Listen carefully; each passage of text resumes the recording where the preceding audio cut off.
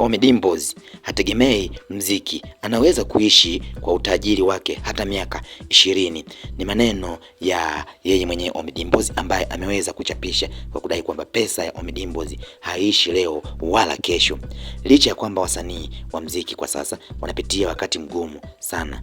Show hakuna mapato makubwa kwenye platform za mziki na sources zingine za wao kupata hela zimefeli, lakini Ommy Dimpoz bado anashare magari makali mapya ambayo anatembelea kwenye ukurasa wake wa mtandao. Ameshare yuko nje kwenye mjengo mkali anakula bata.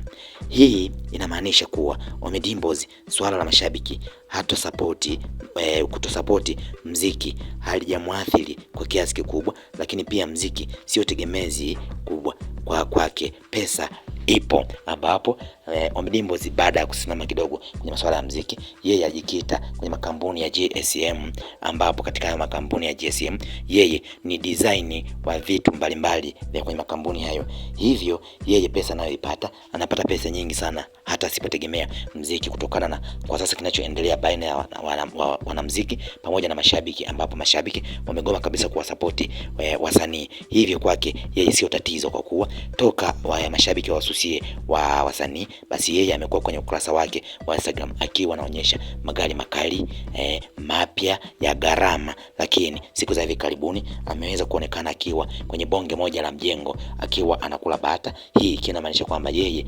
mashabiki kumsupport kwake sio shida sana, ila yeye pesa anayo, anaweza akaishi hata kwa miaka 20 bila hata ya kutegemea huo mziki ambao mashabiki wengi wanahisi pengine anategemea. Ommy Dimpoz ambaye aliweza kujizolea maarufu kutokana na nyimbo nyingi, ikimaanisha kama Nainai, baadaye ndipo ambapo aliweza kufahamika, lakini kwa sasa amegeuka kuwa designer, yani mtu ambaye anaangalia mpangilio wa mambo kwenye makampuni ya GSM. Huko ndiko ambako anafanyia kazi na pesa nyingi inatoka huko kutokana na kazi yake anayoifanya ya kuwa designer wa vitu mbalimbali kwenye makampuni ya GSM. Hivyo wasanii wengine ambao wataathirika na mashabiki kutokuwa support, basi yeye hilo aliweza kumkuta kwa kuwa pesa anayo.